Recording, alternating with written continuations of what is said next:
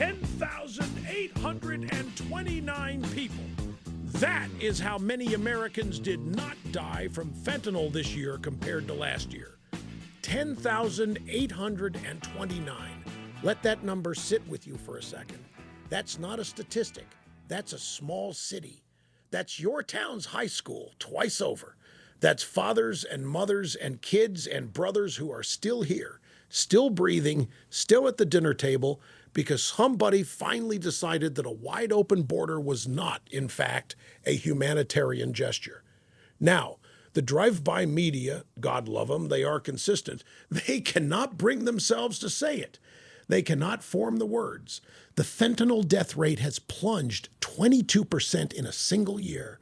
48,913 deaths down to 38,084. Numbers don't lie, my friends, even when the people reporting them wish they would.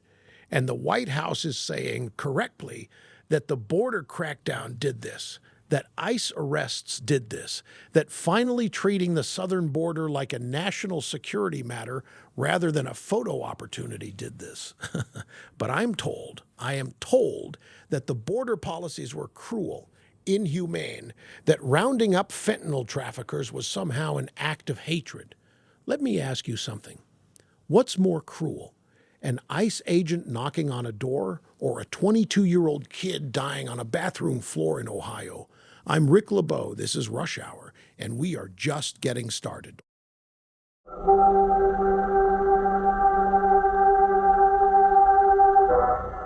Folks, nearly 11,000 Americans are alive today who would not be 11,000.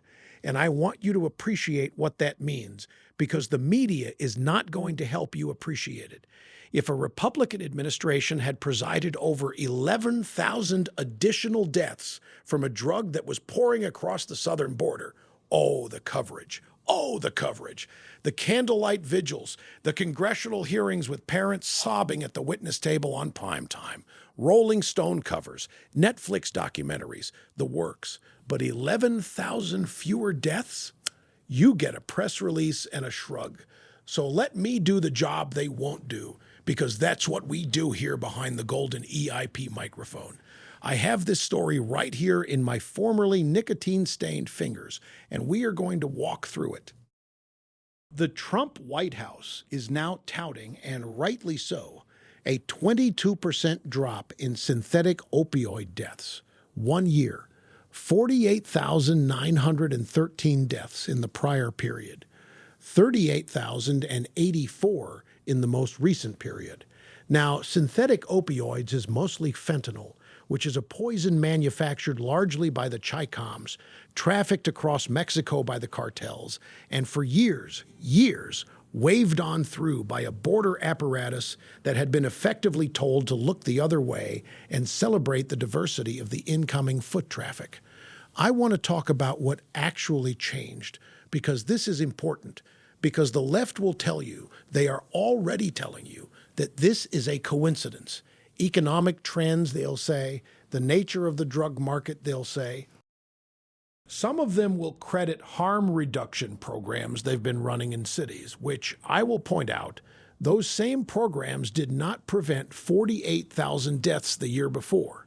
But I digress. What actually changed is very simple. You secured the border.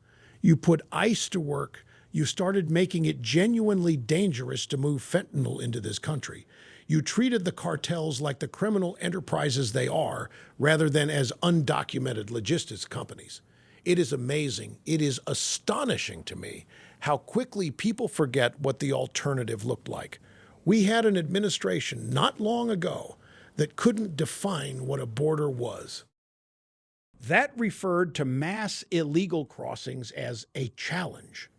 That had the Secretary of Homeland Security standing before Congress under oath, insisting the border was secure, while the footage of thousands of people walking across it played on a split screen behind him. Now, fentanyl came across that border in extraordinary quantities, and people died, 40,000, 50,000 a year. year after year after year, and the drive-by media would cover it the same way they cover a slow news day in Nebraska, with mild interest and a very quick pivot to whatever Trump said on social media. They did not care. And I want to be precise about this because I think it matters. It is not that they were ignorant of the fentanyl crisis. They covered it when it was politically useful, when they could blame pharmaceutical companies, when they could tell the story of rural white America's suffering in a way that advanced a particular narrative about inequality and corporate greed. That version of the opioid story they liked. They ran that version into the ground. But the version where the drug is coming from China, being processed in Mexico by criminal organizations, and crossing a border that your preferred political party refuses to close, that version made them uncomfortable. So they performed a very careful journalistic maneuver, which is they looked at it, saw it was inconvenient, and then talked about something else. Meanwhile, the people dying were not doing so in a way that was convenient for any narrative. They were dying in mobile homes and in suburban bedrooms and in gas station bathrooms. And nobody was building a political movement around them because they were just regular Americans. And regular Americans, my friends, do not generate the same kind of institutional sympathy as the various groups the left has decided to champion. Now, here is what I find remarkable, and I do not use that word carelessly. The same people who spent years telling us that Trump's immigration policies were causing a humanitarian crisis, the same people who wept on television about children in cages, the same people who said that any enforcement of the border was an act of racial animus, those very people are now unable to acknowledge that border enforcement saved 11,000 lives. Let that hypocrisy marinate. You said the border policies were causing a crisis. The alternative, an open border, was causing 48,000 fentanyl deaths a year. Your humanitarianism was killing people. And I know that is a hard sentence to hear, but it is the accurate one. Now, I want to bring up the Chi-Coms for a moment because they do not get nearly enough blame in this story, and I think that is deliberate. The precursor chemicals for fentanyl production come overwhelmingly from China. The Chinese Communist government knows this. They have known this for years, and there was a period of time, and this is worth remembering, when the political establishment in Washington was so invested in maintaining pleasant relations with Beijing, so determined not to disrupt trade negotiations and diplomatic niceties, that nobody wanted to point the finger directly at the Chinese government for its role in poisoning American communities. Think about that. We went to war in other countries over far less direct threats to American lives. But 50,000 Americans a year dying from a chemical that is manufactured in China and walked across our southern border, that required a diplomatic approach, very careful, very measured, very ineffective. It took an administration that was willing to be impolitic, willing to make the Chinese Communist Party uncomfortable, willing to treat the cartels as enemies rather than as a constituency issue, to actually bend that death curve downward. And now it has bent. 22%, 11,000 people. And the question before the country, and this is not rhetorical, this is the actual question, is whether the people who opposed every single one of these policies are going to take any moment of self-reflection, any at all. I already know the answer. No, of course not.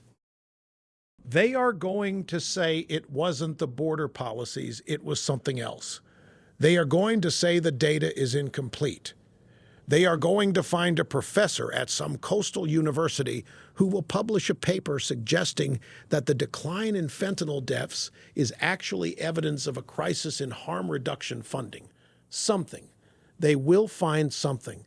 Because the one thing they cannot do, the one thing that is existentially threatening to their entire worldview, is admit that closing the border saved American lives, that enforcement works, that the people who warned about an open border for 20 years were right. Don't doubt me on this. I have been telling you this for years. border security is not about xenophobia. It never was. It was about the fundamental obligation of a government to its own citizens. It was about the fact that a country that cannot or will not control who and what crosses its border is not really governing itself at all. It is just a territory with a flag. And fentanyl, this particular horror, fentanyl was the most vivid proof of that. Because you could argue about economics, about culture, about labor markets until you ran out of breath. But you could not argue with 50,000 bodies a year. Eventually, even the most ideologically committed open borders advocate has to stand in front of that number and feel something, or they have to not look at it. And that, folks, is what too many of them chose for years. Now the number is moving in the right direction. Now Americans are living who would not have been. And here at the Rush Hour Institute for Advanced Conservative Studies, we are going to spend a moment just acknowledging that, because nobody else will. This is a win, a real, measurable human win. And the policies that produced it deserve to be defended and continued and expanded, because 38,000 is still 38,000 too many.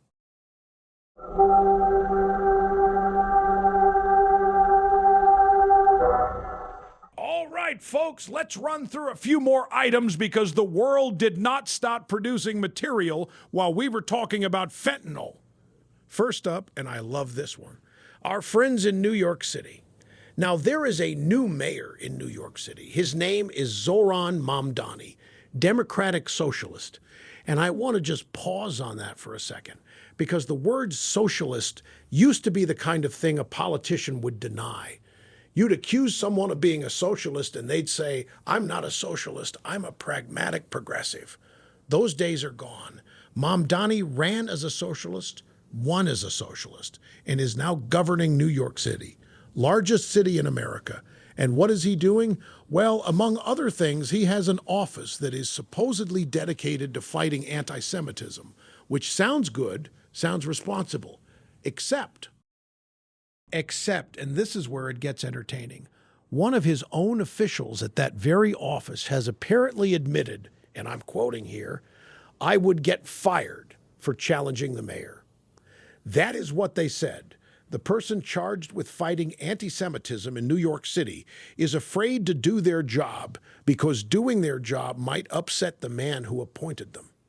Now, Congressman Jared Moskowitz, who is a Democrat, I want to be clear about that, a Democrat from Florida, has been saying publicly that Mamdani is, and I'm quoting him, feeding red meat to anti-Semites every day, and that he has to denounce anti-Semitic attacks almost daily at this point.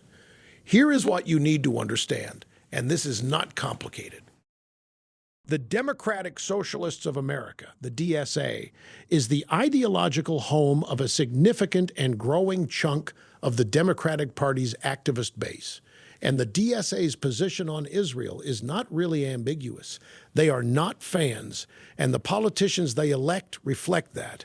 And the communities those politicians govern are seeing the results.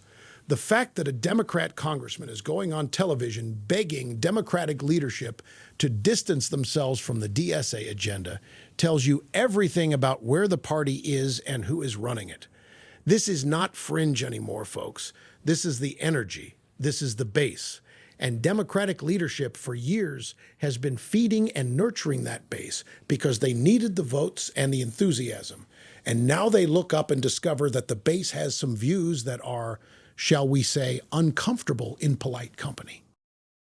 Moskowitz also had some thoughts about Representative Ro Khanna, who advised Democrats against distancing themselves from a left-wing streamer named Hassan Piker, some kind of online agitator who makes Che Guevara look like a Chamber of Commerce president.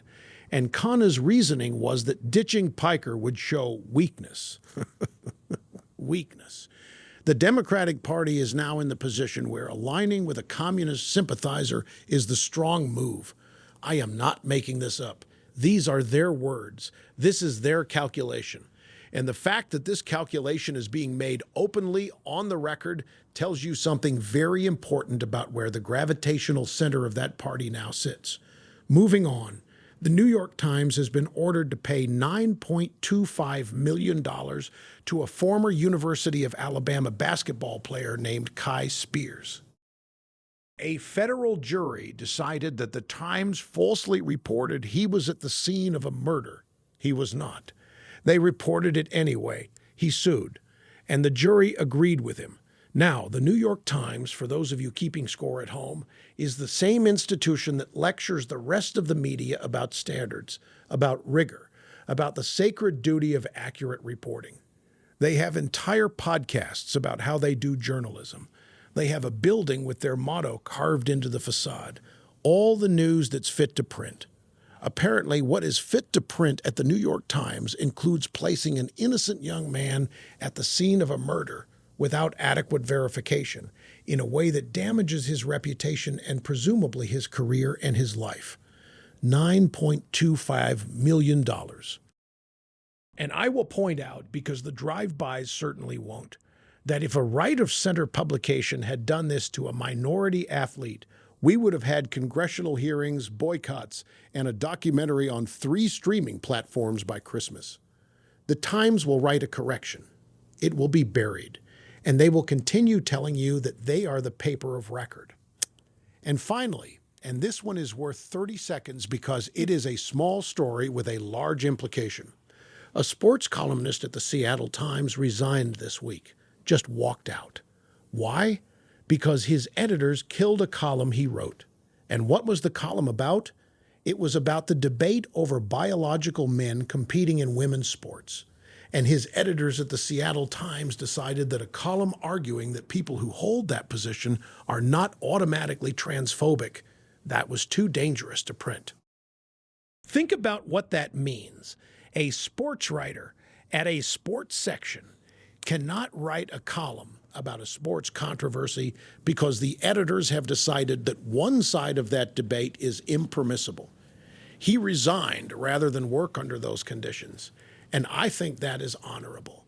That columnist showed more spine than most people in his industry have shown in the last decade. The sports pages used to be the one safe harbor in American media. You could turn to the sports section and it was about games. Now they have brought the full weight of progressive ideological enforcement into the one section of the newspaper that used to be purely about what happened on the field. And the people who just want to cover games, who want to write about whether the Mets are going to make the playoffs, are being told that every column has to navigate a political minefield before it can run. And those people are leaving, and the people replacing them are true believers. And the product gets worse, and circulation continues to drop, and they blame the internet.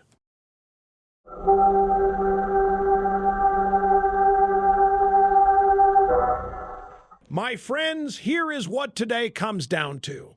11,000 Americans are alive because the government finally decided that the people it was elected to protect were worth protecting. Not in the abstract, not as a talking point, but with actual policy, actual enforcement, actual consequences for people who are poisoning this country. That is the job. That is the whole job. And for years, we were told that doing the job was somehow indecent.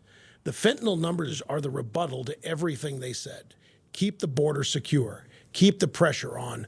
Do not let the drive-by media guilt you into going back to policies that were killing 50,000 people a year.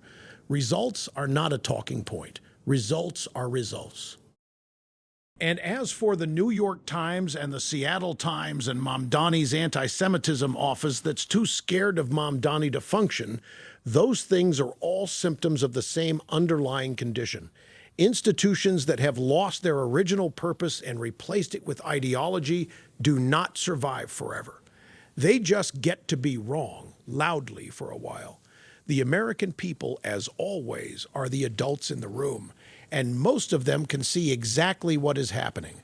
They just need someone to say it plainly. That is what we do here. I'm Rick LeBow. This has been Rush Hour. Same time tomorrow if they let us back on.